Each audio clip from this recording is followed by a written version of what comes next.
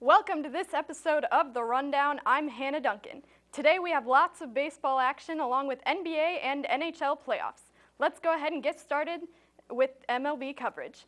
After the offense exploded for the St. Louis Cardinals in last Friday's 14-3 win, but suffered a one-run loss on Saturday, the Cardinals look to take the rubber game against the Reds on Sunday. Michael Wacha will get his second home start of 2016. He picks off Suarez, showing the quick reflexes of Michael Wacha. Lots of good defense in this game for the Cardinals. Next, still showing their defense, a hit to shallow right center. Grichuk is on the move. He dives for it and makes the play to end the top of the inning. What a great catch by him. He's been really stepping up on the defensive side of things for the Cardinals. Next, on an 0-2 pitch, Mesoraco puts it in play, slowly hits it to third, barehanded by Matt Carpenter. He fires to first and gets the out. Nice play by Carpenter there. Still showing off their defense, Cardinals. Then 0-2 pitch again with runners at first and second. Curveball, and he strikes him out. First strikeout for Michael Wacha. Then St. Louis down 1-0 in the bottom of the second. Jed Jerko hits it deep. A solo shot to even the game at 1. Two batters later with a man aboard for Eric Fryer. He gets the tie-breaking RBI double for the Cardinals. Then on a 2-1 pitch hit to Carpenter, he gets the out at second, and the Cardinals turn a great double play with the out at first. Then a strikeout for Wacha to end the top of the fourth inning. Then Cards down 3-2, bottom 5. Matt Carpenter ties things up with a solo homer to right. We're even at 3. Same score, bottom 8 with a man aboard for Fryer, now facing Ross Ohlendorf. Fryer hits it into the left center field gap, gets the tie-breaking RBI double. It's 4-3 St. Louis. With that, Eric Fryer is now 6 for 6 on the big league season. Then top of the ninth, Trevor Rosenthal gets Jay Bruce on the ground out for out number 1. Devin Mesoraco strikes out for out number 2. And then down goes Adam Duvall as the Cardinals take the final game of the series with a final score of 4-3. After taking the series 2-1, the Cardinals would look ahead and wait for Monday's big game against the Chicago Cubs. Also on Sunday, the Cubs were trying to take the even series as well as they took on the Colorado Rockies. In the third, with one out, Chatwood gets back-to-back strikeouts. A full count calls third strike as Chatwood strikes out the side. Then Lester goes to work on the mound for the Cubs in the top of the fourth, facing Nolan Arenado. Arenado flies one deep to left field. It's gone for the solo home run as the Rockies lead 1-0. Then it's swung on and missed. Chatwood gets his 6th strikeout as he gets Bryant to chase, and there's 2 outs in the 5th. Then in the 6th inning with a runner on, it's swung on and missed again. 2 outs and strikeout number 7 for Tyler Chatwood. Great day for him, and then Lester went 7 1/3, 1 run and 10 strikeouts, but he's on the hook for a loss as it's still 1-0 in the top of the 9th. Then Arenado with his 7th career multi-hit game off Justin Grimm. His 6th home run of the season makes it 2-0 Rockies. We'll head to the bottom of the 9th, tying run on base for the Cubs, but Chris Bryant, on the 1-year anniversary of his big league debut, strikes out as the Cubs go down and Colorado wins 2-0. The Cubs and Cardinals have always had a great rivalry. After their individual weekend games, they played each other on Monday for the first time this season in St. Louis. John Lackey and Jason Hayward returned to St. Louis on the rival Cubs team for the first time since leaving the Cardinals. Bottom of the first inning, here comes Hayward, making his presence felt right away as he takes a hit away from Matt Holliday with a talented sliding catch. Then on to the bottom of the 5th inning, still scoreless, 2 runners in scoring position for Matt Carpenter, but he goes down swinging. Top of the 6th, Dexter Fowler goes yard off of Mike Leake to give the Cubs the 1-0 lead. Then in the 7th inning, John Lackey is at the dish in a 3-0 game. He comes through with the RBI, and the Cubs will soon lead 4-0 in the 7th inning. Then bottom of the 7th, Colton Wong is at the plate, and Hayward, who was 0 for 4 at the plate with a strikeout, he definitely shined on the defensive side of things though as he makes the catch, and the Cubs will win the first game of the series. With the 5-0 win on Monday, the Cubs would be back at it again in rival territory as they played at St. Louis on Tuesday. No score, a man on first for Yadier Molina. He skies one into left. Back goes Jorge Soler. He can't make the play and it goes off the wall. A run scores. Molina in the third with an RBI triple. The Cards take a 1-0 lead as he slides into third. Then in the fourth, still 1-0, bases loaded for Hamill, helping his own cause with a base hit off Jaime Garcia. 2 runs will score and it's 2-1. Cubs have the lead. Bottom of the fourth now, 2 runners on at second and third, 1 out. Molina flies 1 out to right. Matt Holliday tries to tag up and score, but Jason Hayward with the great throw guns him down at the plate. Hamill still rolling along in the 6th, goes 6 innings, allowing 1 run and striking out 6th. Then with the tying run on base in the 9th with 2 outs, Hector Rondon strikes out Jed Jerko to end the game. It was a much closer game, but the Cardinals still could not get the win as the Cubs ended on top with the 2-1 final score. The Cardinals looked to avoid the sweep as they took on the Cubs again on Wednesday. Carlos Martinez on the hill for the Cardinals. He serves 1 up to Anthony Rizzo. He hits it deep, but Randall Grichuk robs him of the home run. A great catch at the wall. That's surely on SportsCenter's top 10. Then with 1 on for Matt Holliday, he takes Kyle Hendricks' yard, makes it 2-0 Cardinals, as that was definitely out of there for that home run. The weather would pause the game for a while as it would be a 3-hour and 21-minute rain delay, but they would eventually be able to continue. In the 8th inning, Cubs have made it a 1-run game, but Molina comes through with the RBI single, and the Cardinals go up 5-3. Then on to the 9th, Trevor Rosenthal was trying to close it out for the Cardinals. He strikes out the side, securing the Cardinals' 5-3 win as they avoid the series sweep, and Rosenthal gets his 100th career save. The Cardinals would win the last game, but the Cubs would take the series 2-1. Chicago plays at Cincinnati tonight with John Lester, the scheduled starting pitcher, while St. Louis is at San Diego late tonight with Adam Wainwright looking for his first win on the mound. Now it's time for our first commercial break. When we come back, The Rundown will bring you NBA playoff highlights, so stay right there.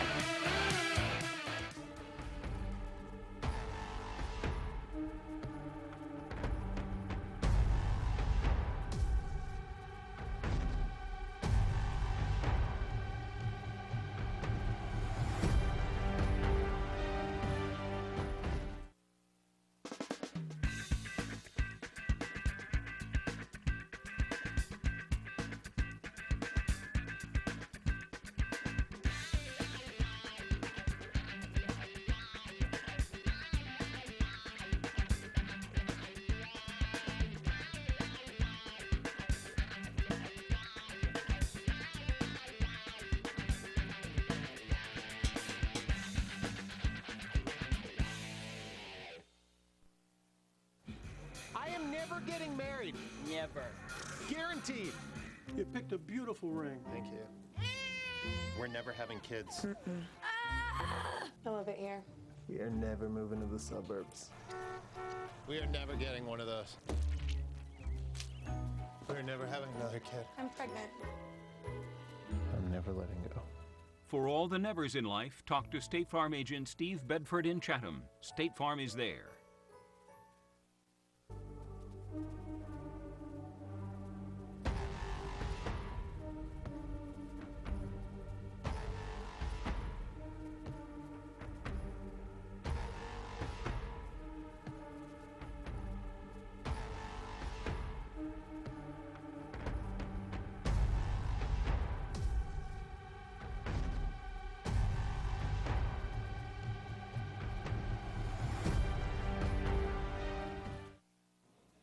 Welcome back to The Rundown. We'll move over to the NBA now as the playoffs are underway with the best-of-7 conference quarterfinals.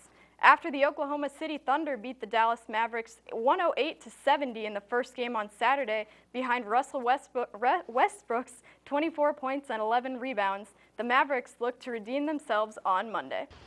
Dirk Nowitzki will start off, pushing his way to the rim for 2, and then Kevin Durant will check Raymond Felton, but Felton finds some open space and he hits the mid-range jumper for the Mavericks. Then Dirk to Felton, he will shake and fake and then he knocks it down to take a 4-point lead for the Mavericks. The shot clock will run down to 1.5. Dirk gets it off and gets it to go to retake the lead for the Mavericks. Then Felton will save it on the take, and a foul and 1 for Felton. He makes the shot for the Mavericks, really having a strong game. And then Felton answers on the other end with a long 2. Oklahoma City up 3 with 5 minutes left, but Durant had 17 points for the Thunder, but he missed 22 shots as Felton again hits the shot for 2 to take the 1-point lead, 79-78 with 4:17 left in the game. The Mavericks closing in on this one. Here you'll see Felton getting the shot to take the 1-point lead, rather 79-78. Mavericks, really this is a much closer game than the last game though. Felton again will take it inside as the Mavericks go on to win this one, and they take the game 85-84 to even the series. They are at home tomorrow to continue their playoff run after they took game 2 85-84 to even the series. They're at home tomorrow to continue their playoff run.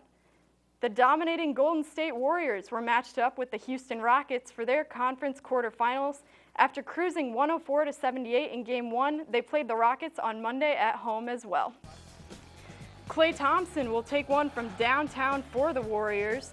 Then Andre Iguodala from Lanphier will try for 3 from the corner. He makes it, and the Rockets would have missed 8 of their last 9 shot attempts here as Iguodala will go off the screen for another 3-pointer. Golden State led 66-58 at halftime. A good play by Livingston as Golden State will get it back. They try to squeeze through, and here come the Warriors 3-on-1. Thompson takes it in for Golden State. Great game so far for them as Green will find Iguodala for another 3. He's 3 for 3 from beyond the 3-point line. He's really been stepping up for the Warriors, and he gets the 3 to sink it for them. Then a nice pass for Livingston as the shot goes and the foul. Thompson will get the bucket for the Warriors, really stepping up in this game strong with the foul too. Then Thompson again will nail the 3 from the top of the key. Just a great game for him as the Warriors were really stepping up. Then with 6:30 left in the first half, after you check out the replay of his 3, Thompson again will throw it down for the Warriors, just really stepping up in this game with the emphatic shot there. Then Thompson out to Barnes for 3. It bounces out, but Thompson will find it again, and that one goes as he kept going in this game. Thompson will get inside the Rockets defense for the score this time as he does the spin move to get in and shoots for the score. Then Barnes will pass to Iguodala for the finish. Golden State leads 108-94 with 3 minutes and 3 seconds left in the game. Golden State closing in on making it a 2-0 lead in the series, which is best of 7. Here's Iguodala as he puts it in again, and the Warriors will take it away here with their defense stepping up, and they will get the layup as the Warriors win 115-106. The Warriors are at Houston again on Sunday afternoon. LeBron James and the Cleveland Cavaliers had a slim 106-101 victory over the Detroit Pistons on Sunday. They were at home again on Wednesday for Game 2. A deep 3 will get it started for the Cavs, just Kyrie Irving hitting another 3, and then Irving with another shot for 3 as the Cavs really got started early in this game. Another 3, they just kept going in this one, kept getting 3s from the wing there. Then also on the defensive side, poked away by Mozgov with the turnover, J.R. Smith will make the 3 as Cleveland led 55-53 at the half. Jefferson kicks it out and Smith buries the triple again. Then looking for James again, he kicks it out to Richard Jefferson for the 3. Cavs really stepping up from 3. J.R. Smith with the quick release, and he drops another one. Then Kevin Love will shoot a 3 as well for the Cavaliers, everyone making 3s for them. J.R. Smith will get yet another 3 from the corner as everything seemed to be going in for the Cavs, everything working for them. All the way across from James, Smith once again drains the 3. Long range, really strong for the Cavs in this game. Dellavedova will hit a step back 3 this time. And then Kyrie Irving passes to Smith. He gets it right back, and Irving makes another 3. Then LeBron James passes across to Kevin Love. He hits a 3. And then LeBron James himself will hit a 3 as well. Then Cavs can't get it to go after LeBron's 3. Cavs can't get it to go, but Smith will eventually get the triple again, and the Cavaliers set a franchise playoff record for 3s made. They were at 17 so far. Then another turnover will lead to James getting the 3 rather there. Then another turnover will lead to J.R. Smith taking the 3 for the Cavs. That one will go in as he takes it away. and they take it down to their side of the court, getting it in for three as well. Then Fry will get it in for three, as everything was just working for the Cavs here. Then LeBron with the one-handed catch and pass to Love. Great pass, and the shot falls for yet another three. Cleveland not only sets a franchise record, but they also tie an NBA record for teams with the most 23-pointers made in a playoff game, joining the 2015 Warriors, 2011 Mavericks, and 1996 Sonics, as the Cavs win this one 107-90 to lead the series 2-0. With the 107-90 win, the Cavs head to Detroit tonight for Game 3.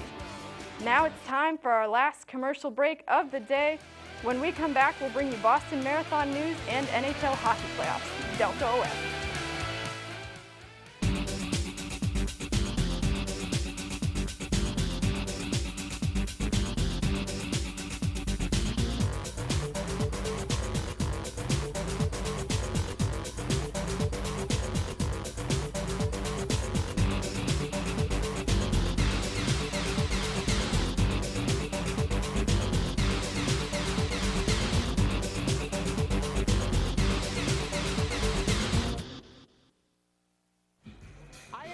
Getting married.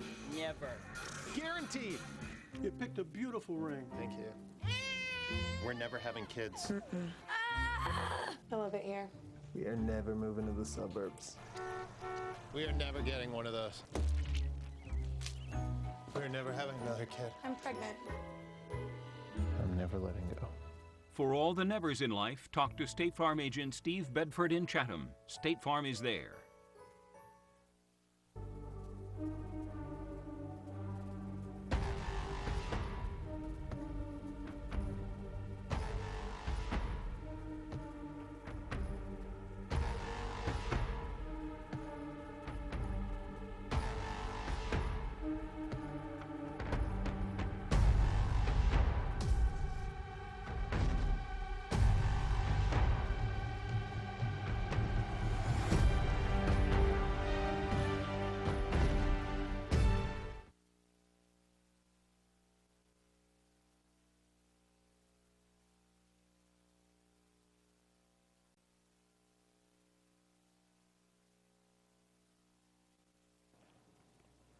Welcome back. The Boston Marathon took place on Monday. Ethiopians dominated the course, winning both the men's and women's races for the first time in history and taking 5 of the 6 spots on the victory stand. Lami Brahanu Haley won the men's race in 2 hours, 12 minutes, and 45 seconds, pulling away from defending champion Lalisa Desisa late in the race. Haley won by 47 seconds, with Yemaine Adane Sege another 30 seconds back to round out an all-Ethiopian men's top 3. Atsede Besa won the women's race, coming from 37 seconds behind with less than 5 miles to go. The 2-time Chicago Marathon champion finished in 2 hours, 29 minutes, and 19 seconds, 44 seconds ahead of fellow Ethiopian Tirfi Sege. Most of the top Americans, including 2014 winner Meb Keflezighi, skipped the race after running in the U.S. Olympic trials in February. Zachary Hine of Dallas was the top U.S. man, finishing 10th. Neely Spence Gracie of Superior, Colorado was the first American woman to finish, coming in 9th. The playoffs for the NHL are underway, and we've already witnessed a lot of great hockey action. The St. Louis Blues and the Chicago Blackhawks are playing in the first round, with the series tied at 1. Their intense rivalry heated up on Sunday in yet another close game. St. Louis has won 3 of their last 4 visits to Chicago, but the playoffs have been a different story, with Chicago dominating. Seabrook will score first for the Blackhawks. It's a power play goal, and Chicago leads 1-0 with 17:42 left in the first, an early goal for them. The Blues will respond, though. Parayko will get a power play goal of his own. His shot finds its way in, and we are tied at 1 with 7:49 left in the first. Already a very exciting game just in the first period. As we take a look at the replay here, his shot just going in. Then on one in the corner by Panarin, he goes to work on Parayko and gets out in front and scores for the Blackhawks as they take the lead. But then Berglund with a shot for the Blues, and he scores. The game is tied again at 2 in the third. you'll see as it bounces up in the air off the ice. And what a great score for St. Louis to get them back in the game as it goes in. Then Backus goes in front for the Blues. Jaden Schwartz scores to break the tie and make it 3-2 Blues with 6:38 left in the game. Great game for the Blues coming ahead in this one. Then the Blackhawks are running out of time. Panarin will fire right into the glove of Elliott, and the Blues win it 3-2, rallying in the third period to take a 2-1 lead in the best-of-7 series. Then on Tuesday, the two were back on the ice for another thriller. As we jump in with 12:34 left in the first, Panarin has it, then a shot by Anisimov. It got behind Elliott, he gets the rebound, and the puck is in the net, but you'll see the ref behind the goal blew his whistle before the score, so we are still tied at 0 as the Blackhawks would have scored, but not today. Trying to hit Laterra, eventually Vladimir Tarasenko will score for St. Louis, and the Blues take a 1-0 lead with just under 6 minutes left in the first. Tarasenko has really been stepping up in these playoffs. Hossa will score for the Blackhawks to tie it in the second period, and the Blackhawks not out of it yet. Then Kane fumbles it, Elliott saves it, but the Hawks will get the rebound, and Duncan Keith scores to take the 2-1 lead for the Hawks. Still anyone's game here. Then the Blues will have it, Steen has it, and Tarasenko will come in again as he will score on a power play goal, his second of the night, to tie the game at 2. Another great performance by him. And then Tarasenko will fight off a check, then off to Shattenkirk to the net. It doesn't go, but Schwartz is there for the rebound. He scores as the Blues take a 3-2 lead over the Blackhawks. Then Steen will knock it down on a breakaway. He scores, and the Blues take a 4-2 lead. 2-goal lead for the Blues, comfortable but definitely not done yet, as Keith will fake it, let it go, and the Hawks score. Andrew Shaw has really been a big part of the offense for Chicago, and you'll see it went off Tarasenko's stick a little, and the Blackhawks now suddenly are only down 1, and it's still a really close game, as anyone's game, but they'll run out of time, and the Blues will hold on to win 4-3. Elliott stops 39 shots as the Blues take both games in Chicago and have a commanding 3-1 lead. As I said, with the Blues' 4-3 win on Tuesday, they led the series 3-1. Hockey and basketball playoffs will continue, and they are sure to bring us lots of exciting moments, intense rivalries, and ultimately crown the champions. That's it for this episode of The Rundown. Be sure to follow us on Twitter at @TheRundownGCNN and let us know your favorite teams to put on the show. There's no show next week due to the shortened school week, so enjoy a little extra time off and check our YouTube channel for more. Thanks for watching, and see you next time.